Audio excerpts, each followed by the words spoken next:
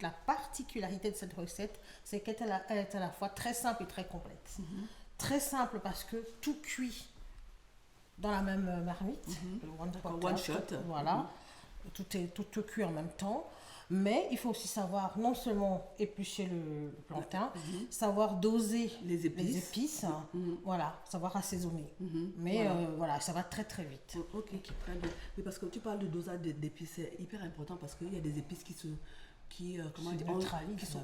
neutralisent. Certaines sont hyper puissantes. Et quand tu n'arrives pas à bien doser, par exemple le gingembre, je vois des gens mettre du gingembre un peu partout, mais de manière, le gingembre c'est super bon et c'est super subtil. Tout à fait. Il faut qu'on puisse sentir le gingembre, qu'on puisse sentir telle autre épice. Et si tu viens noyer tout ça là, c'est ça qui a fait la différence entre tu donnes la même recette à deux personnes différentes.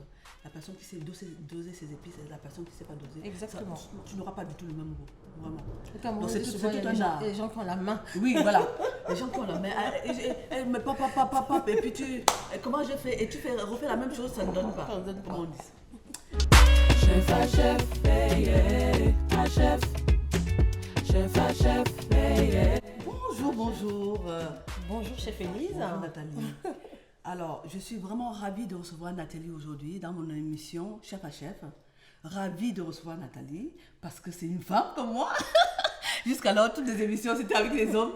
Et Nathalie est vraiment celle qui chapeaute les envolées gourmandes. Vraiment, elle fait un travail énorme pour faire connaître la cuisine africaine, la cuisine élégante, généreuse, pleine de goût. Et voilà, je suis vraiment ravie qu'elle soit là aujourd'hui. Nathalie. Merci, chef Élise. Merci pour l'invitation. Je suis aussi ravie d'être là. Comme tu l'as dit, donc je suis à la tête de ma structure Envolée Gourmande. J'ai aussi un blog qui s'appelle envolégourmande.com et puis un livre que je peux montrer là. Oui, bien sûr, voilà, bien mon sûr. Impressible Cuisine qui est sorti l'année dernière. Que je vous invite à acheter. Et comment fait-on pour l'avoir Alors, Nathalie? pour l'avoir, il y a plusieurs façons. On peut le trouver à la fnac.com. D'accord. Et comme ça, on le reçoit dans sa Fnac de proximité. Dans certains magasins Fnac aussi, comme Châtelet, Saint-Lazare, Les Ternes, Cergy. Dans certains restaurants aussi, comme BMK Paris Bamako, on peut l'acheter. D'accord. Et puis, on peut le trouver chez moi. Aussi, on me contacte et je livre dans le monde entier. Ok, ah ben super, international hein. En plus. Avec une dédicace. Ok. Dis-moi Nathalie, tu vas nous dire ce qu'on va cuisiner aujourd'hui. Je vois qu'il y a de belles choses en perspective. Alors... Oui, nous allons cuisiner du plantain vert, parce que j'ai remarqué quand même que depuis que je suis en France, on me parle toujours du plantain mur. Oui, toujours. Et parfois même très mou, très mûr. Donc c'était aussi pour montrer qu'au Cameroun, moi je viens du Cameroun, on se retrouve. On utilise le plantain vraiment sur toute sa variété. Je voulais montrer cette recette traditionnelle de plantain vert. D'accord, voilà. Ok. Donc c'est un plantain avec des épices, parfois des légumes ou pas, du poisson fumé ou pas. D'accord. Là on va mettre du poisson fumé. D'accord. Des condiments. Je donne exactement ce qu'il y a dedans. Voilà. Il y a du céleri, il y a du basilic, il y a de l'oignon, il y a de l'ail, il y a du gingembre et que j'ai fait cuire avec un peu de sel. Mais les condiments varient en fonction de ce qu'on a. Voilà, j'aurais pu mettre du persil. Oui, en fonction de ce que tu as sous la main. Exactement. Donc de la fleur de sel. Alors, je vais terminer par ça. De l'huile rouge, de l'huile de palme. De l'huile de palme. De l'huile rouge. Très important. Oui. Pourquoi de l'huile de palme, Nathalie? Alors, de l'huile de palme, déjà parce que c'est ce qui est dans la recette. Oui. Et aussi, j'ai choisi cette recette pour un peu défendre l'huile rouge qui est diabolisée aujourd'hui. Oui. Pourtant, c'est une huile qui a aussi beaucoup de bienfaits, qui a de la vitamine E, une huile qui est bonne pour la cicatrisation, une huile qui est aussi bonne pour les antioxydants. Absolument. Voilà. Une huile qui nous a nourris. On a grandi avec ça aujourd'hui. Et tu parlais de diaboliser, oui. Mais tout dépend de comment l'huile de palme est utilisée. Utilisée. Voilà. Il ne s'agit pas de la cuire comme toute huile. il y a un certain nombre un degré au-delà duquel Il ne faut pas, voilà, il faut pas la chauffer, voilà, exactement. faut pas la chauffer. Et les cuisines qui sont chez nous, les plats, pour ce que je sais du Cameroun, c'est souvent des plats qui ont l'huile rouge à la fin. C'est pour ça que ces plats sont rouges. Donc, en fait, elle est victime de son succès. Elle n'a pas demandé à être partout dans les cosmétiques, dans les chips, dans tout ce qu'on fait. Elle n'a pas demandé ça. Voilà, donc c'était vraiment pour défendre aussi cette huile rouge-là, pour dire qu'elle nous a, comme tu l'as dit, elle nous a élevés, voilà, elle nous a j'ai ton nourris. soutien par rapport à ça. Voilà, Vraiment. elle a un goût bien particulier, une odeur alors à tomber. Absolument, absolument, je confirme. Et alors, puis là, il y a des épices, parce que le Cameroun a vraiment beaucoup d'épices. C'est un, comment dire, je ne sais même pas s'il y a, on peut nous donner un nombre d'ingrédients qui est au Cameroun, d'épices. Honnêtement, moi je dis qu'il y a une route des épices au Cameroun, c'est quelque chose route d'extraordinaire. Et partout, il y a des régions qui en ont beaucoup, c'est sûr, mais partout, on en trouve. Alors, qu'est-ce que c'est que ça, Nathalie? Alors, qu'est-ce que c'est? Donc, il y aura l'oignon, là, tout le monde l'a reconnu. Il y a du piment. Il peut être piquant ou non, mais là, je crois qu'on a pris le piquant. Et si vous n'aimez pas le piquant, vous pouvez prendre le piment végétarien. Voilà. Exactement. Ça donne du goût, mais ça ne pique pas. Ça ne pique pas. Et puis là, ce sont des feuilles qui ressemblent un peu aux feuilles d'épinards. Alors, absolument. J'ai reçu des graines du Cameroun. Ma soeur m'a fait des semis ici, donc je la cultive chez moi. Elle a plusieurs noms. Donc, on a parlé du zome, du japché, 600 aussi. En fait, c'est de la morelle noire.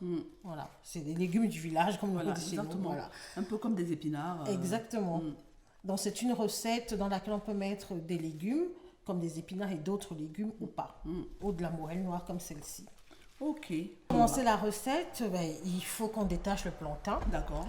Alors, pour le détacher facilement, je sais le côté, le détacher facilement, on demande aux gens souvent de le mettre dans l'eau, parce que contrairement à la banane plantain qui est mûre, soit qui est jaune, soit qui est encore plus foncé, il y a beaucoup plus de sève, là-dedans. Donc, la sève peut coller à vos doigts. Donc, vous mettez là et utilisez un petit couteau, on va le faire ensemble, on a les deux là. Alors, petite astuce de grand-mère. Oui, je sais que pour enlever on enlève facilement les extrémités comme ceci. Et pour enlever, si ça colle à vos doigts, un peu de cendre, si vous avez de la cendre, si vous avez la chance d'avoir un feu de barbecue, etc. Gardez la cendre parce qu'avec la cendre, tu te frottes les mains et ça part très très vite. On peut faire juste une entaille, comme on peut en faire deux. Oui, plusieurs. Voilà, je fais ça. Et on enlève la peau. La particularité de cette recette, c'est qu'elle est à la fois très simple et très complète. Très simple parce que tout cuit dans la même marmite, one shot. Voilà, tout cuit en même temps. Mais il faut aussi savoir non seulement éplucher le plantain, savoir doser les épices, voilà, savoir assaisonner. Mais voilà, ça va très très vite. Ok, très bien. Mais parce que tu parles de dosage d'épices, c'est hyper important parce qu'il y a des épices qui se neutralisent. Certaines sont hyper puissantes. Et quand tu n'arrives pas à bien doser, par exemple le gingembre, je vois des gens mettre du gingembre un peu partout, mais de manière, le gingembre c'est super bon et c'est super subtil. Tout à fait. Il faut qu'on puisse sentir le gingembre, qu'on puisse sentir telle autre épice. Et si tu viens noyer tout ça là, c'est ça qui a fait la différence entre tu donnes la même recette à deux personnes différentes. La personne qui sait doser ses épices et la personne qui ne sait pas doser. Exactement. Tu n'auras pas du tout le même goût, vraiment.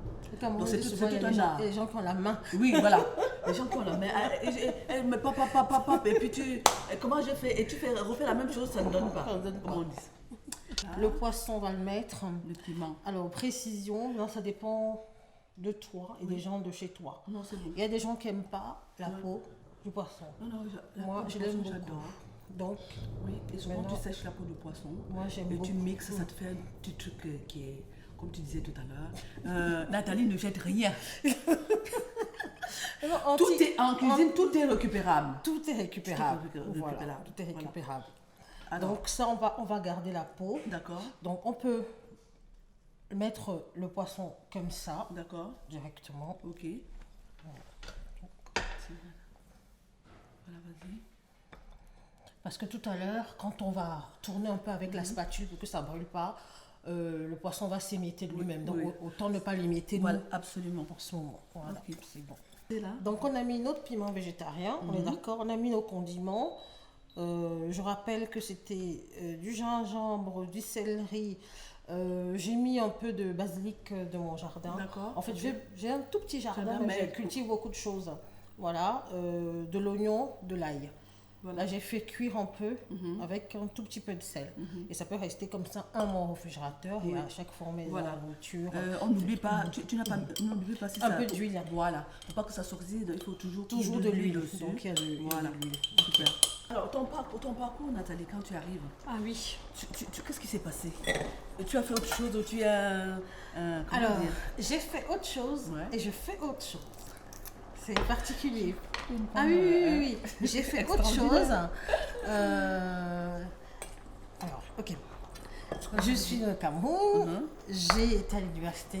J'ai fait une licence de lettres modernes françaises au Cameroun. D'accord. J'ai travaillé 7 ans Au Cameroun. au Cameroun. Je suis arrivée en France le 4 septembre 98. Directement donc en maîtrise à l'université de Nanterre. D'accord. Ensuite, j'ai fait un 2A de littérature comparée. Mhm. Ok, grosse Euh, étude. Après le 2A de littérature comparée, j'ai fait un master spécialisé qui est un peu l'équivalent du Bac plus 6 de marketing et distribution, D'accord. tout en ayant toujours la passion de la cuisine. Hein. Mhm. Ah oui, Mais pas de métier, c'est pas un D'accord. métier. Mhm. C'est ma mère qui cuisinait.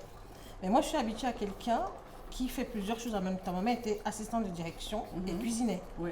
Et elle s'est entendue avec son patron. Elle a convaincu d'apporter la nourriture au travail qu'elle vendait, mais alors qu'elle était assistante de direction. Donc moi, j'ai toujours vu des gens faire plein de choses en même temps. Donc avoir plusieurs casquettes pareil. Et être mère de 7 enfants. Ah ben oui. Et- Ah oui, ça c'est... Fou. Et quand elle venait en vacances ici, elle achetait des vêtements qu'elle vendait. Bon bref, elle a toujours fait plein de choses. Une businesswoman. Donc à un moment, en 2015, je crois que je cuisinais de plus en plus. Et je recevais En beaucoup. 2015, tu es en France. Oui, je suis venue en tout cas. 98, je suis en France. Je suis venue pour 2 ans, après j'ai rencontré mon mari et je suis restée. D'accord. Voilà. Donc je cuisinais de plus en plus et j'écris aussi, c'est une autre passion, l'écriture. Je fais de la poésie. Et puis ma fille m'a dit, tu sais que tu peux marier tes passions dans un blog. Oui. Tu peux écrire, tu peux cuisiner et prendre des photos. Bon, je ne savais pas du tout prendre des photos. J'ai dit ok, Tout s'apprend. je vais me lancer. En Tout fait, s'apprend. pour le moment, j'ai rien appris.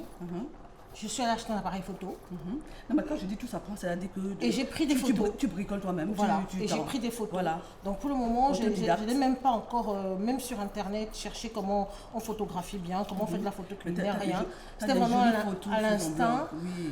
Et je me suis découverte une passion folle pour la photo culinaire, alors que je ne prenais même pas de photos à mon téléphone, chez les amis, rien. Donc voilà. Voilà. Voilà. On va mettre au frais. Et puis Nathalie, là, voilà. Donne. Bon, je te laisse donner, finaliser le... Ah, c'est beau. Je finalise. En fait, ça fait. Ça gonfle là, ça bouge comme ça. Ça fait onctueux. Onctueux. Bon, je laisse finaliser. Je vais mettre ça au congélateur le temps que...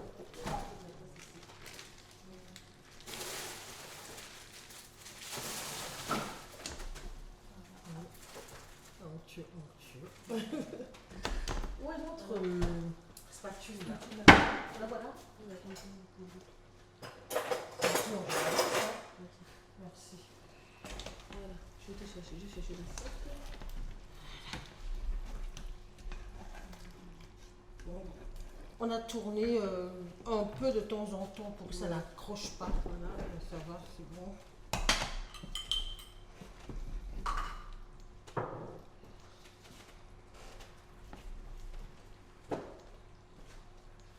Je vais enlever ça, parce que ça embête parfois certaines personnes.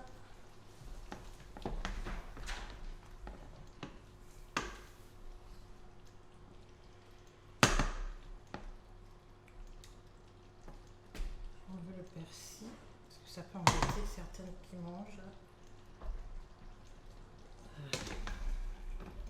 Et j'ai laissé les légumes là qui ressemble aux épinards, la morelle noire. Donc, pour finaliser,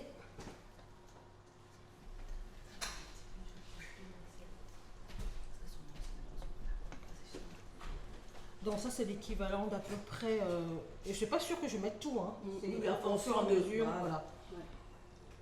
Donc là, hop, on a des bouchées là, voilà. On a mis, puis je tourne.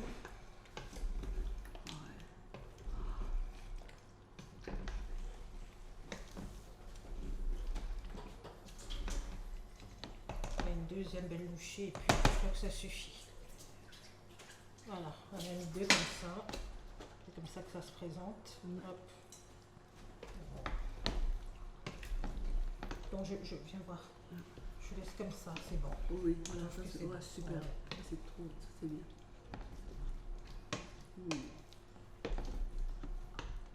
bien. En tout cas, ça donne envie. Hein. Ça donne envie. Voilà, on a fini. Ok, alors je vais te rapprocher de ça et de mettre une assiette pour le passage. Voilà. Alors, c'est comme ça, pour que tu puisses. Merci. Alors, le moment du persil, je cisèle un petit peu le persil. Ok. Après, on a le choix. Soit on cisèle, toi, tu verses comme j'ai versé sur ma photo du blog. Oui, c'est bien. Soit on laisse des pluches. Non, c'est bien quand on cisèle, ça donne du goût. J'aime bien le persil plat aussi parce que ça porte. C'est plus goûteux que le persil frisé. Donc, moi, je taille tout ça. Ah, c'est bizarre, j'aurais dit le contraire. Ah bon? Ah bon? Non, moi, je préfère le persil. Peut-être parce que ma mère adorait le persil Moi, je frisé. préfère le persil Donc me plat. voilà bloquée sur le persil frisé. L'influence de nos mamans sur la cuisine. Aïe, aïe, aïe.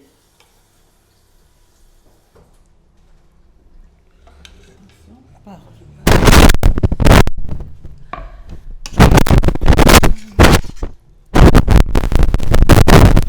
Je pense que le goûter aujourd'hui, ça a un peu.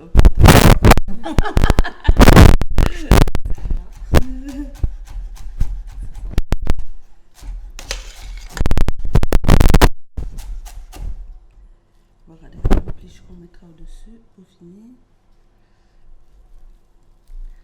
Je t'ai fait deux assiettes parce qu'elles sont nombreuses ici. Hein. Une belle qu'on va faire en présentation, une autre. Non. Comme ça, pour la sauce là. Ouais. Je fais une photo.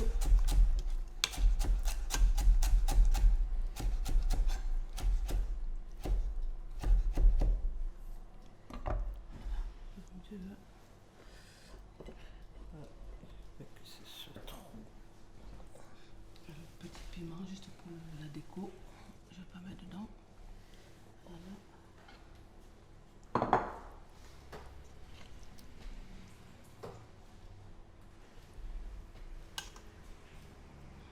Je pense que même en le faisant même la veille, tu vois, ça donne ça a le temps de s'imprégner des sucres. Exactement. Voilà. Et des changes de saveur, c'est encore mieux. C'est meilleur. Hein.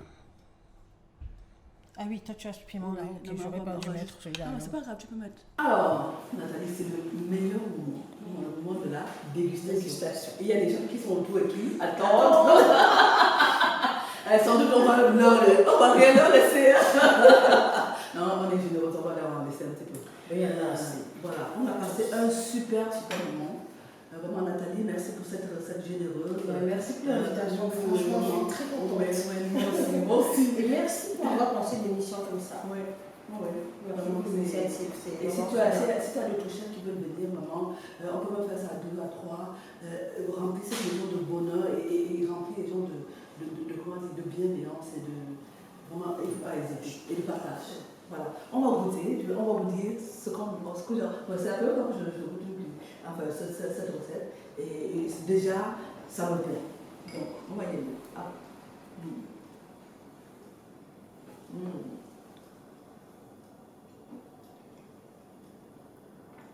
Trop bon, vraiment. Notre émission, j'espère qu'il y aura d'autres victoires. Ben, j'espère. Voilà. Si tu as d'autres personnes que tu veux faire venir, J'en parlerai. la porte est ouverte. Et l'idée, c'est de donner nos astuces, amener les gens vers les envolées grandes. Voilà. Et puis le lieu est magnifique. Hein. Voilà. Je tiens à le souligner. Merci beaucoup. Très lumineux. Voilà. Très grand. Regardez l'émission, partagez, likez et vos commentaires vraiment seront les bienvenus pour qu'on puisse s'améliorer, toujours aller plus haut. Voilà. À très bientôt. Merci. Au revoir. Prenez soin de vous.